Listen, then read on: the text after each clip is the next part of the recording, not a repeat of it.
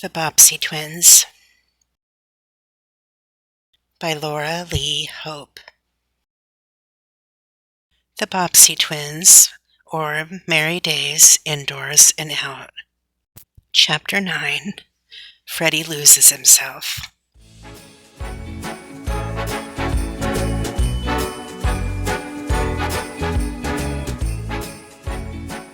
Christmas was now but 4 weeks away, and the stores of Lakeport had their windows filled with all sorts of nice things for presents.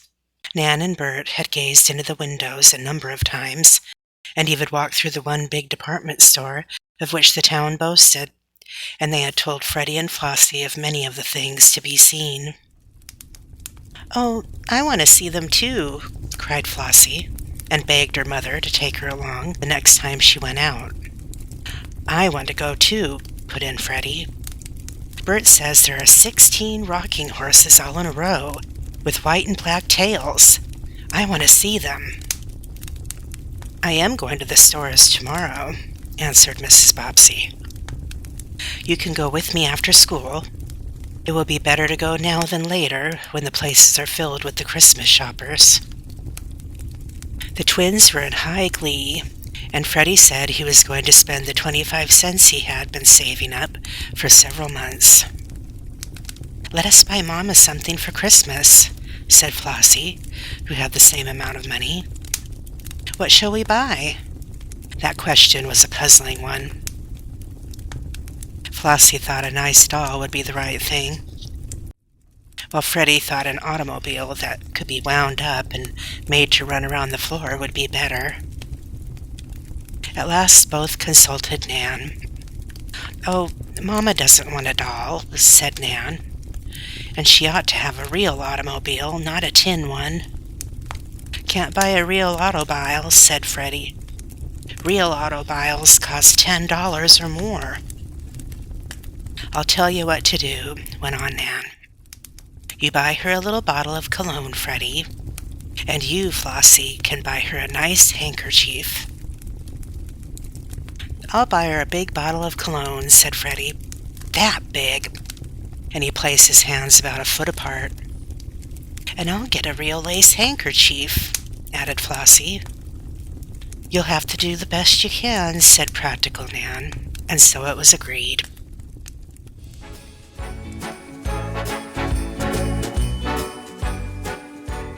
When they left home, each child had the money tucked away in a pocket. They went in the family sleigh with Sam as a driver. The first stop was at Mr. Ringley's shoe store, where Mrs. Bobbsey purchased each of the twins a pair of shoes. And his show window looked as attractive as ever. "I heard you had a window broken not long ago," said Mrs. Bobbsey when paying for her purchases. "Yes, 2 bad boys broke the window," answered the shoe dealer. "Who were they?" "I couldn't find out, but perhaps I'll learn some day, and then I mean to have them arrested," said Mr. Ringley. The broken glass ruined several pairs of shoes that were in the window, and then he turned away to wait on another customer.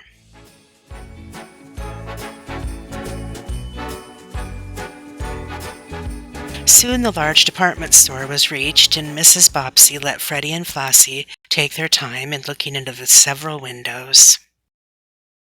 One was full of dolls, which made the little girl gape in wonder and delight.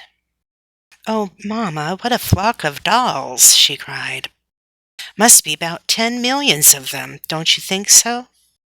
"Hardly that many, Flossie, but there are a good many. And oh, Mama, what pretty dresses! I wish I had that doll with the pink silk and the big lace hat," added the little girl. "Do you think that is the nicest, Flossie?" Indeed I do," answered the little miss. "It's too lovely for anything. Can't we get it and take it home?" "No, dear, but you had better ask Santa to send it to you," continued her mother with a smile. Some wooden soldiers and building blocks caught Freddie's eye, and for the time being his favorite fire engines were forgotten. "I want wooden soldiers," he said.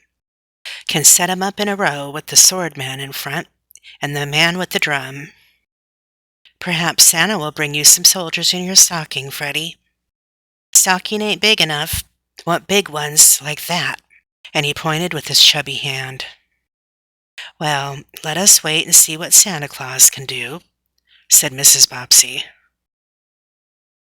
Inside of the store was a candy counter near the doorway, and there was no peace for Mrs. Bobbsey until she had purchased some chocolate drops for Flossie and a long peppermint cane for Freddie.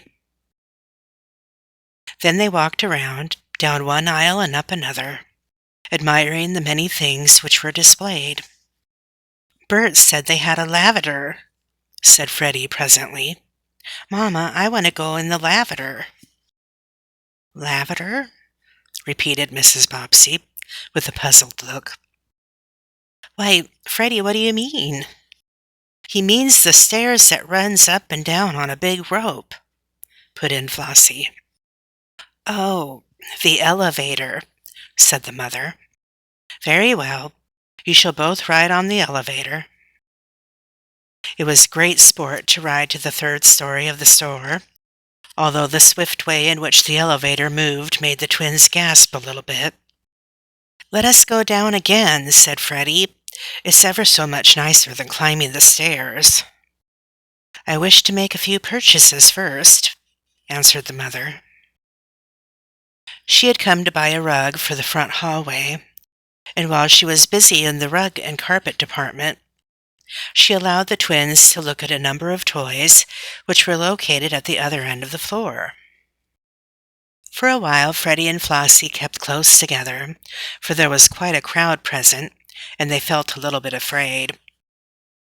But then Flossie discovered a counter where all sorts of things for dolls were on sale, and she lingered there to look at the dresses, and hats, and underwear, and shoes, and stockings, and chairs, trunks,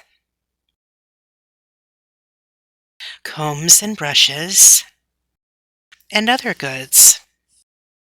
"Oh my, I must have some of those things for my dolls," she said half aloud. There was a trunk she thought perfectly lovely, and it was marked 39 cents. Not so very much, she thought. When Freddie got around to where the elevator was, it was just coming up again with another load of people. As he had not seen it go down, he concluded that he must go down by way of the stairs if he wanted another ride. "I'll get a ride all by myself," he thought. And as quickly as he could, he slipped down first one pair of stairs and then another to the ground floor of the store. Then he saw another stairs, and soon was in the basement of the department store.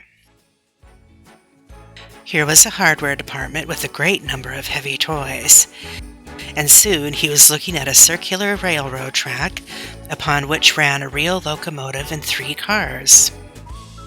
This was certainly a wonderful toy, and Freddie could not get his eyes off of it.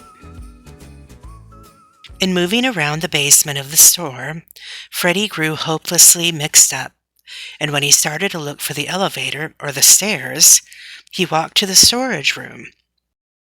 He was too timid to ask his way out, and soon found himself among great rows of boxes and barrels. Then he made a turn or two and found himself in another room, filled with empty boxes and casks, some partly filled with straw and excelsior. There was a big wooden door to this room, and while he was inside, the door shut with a bang, and the catch fell into place.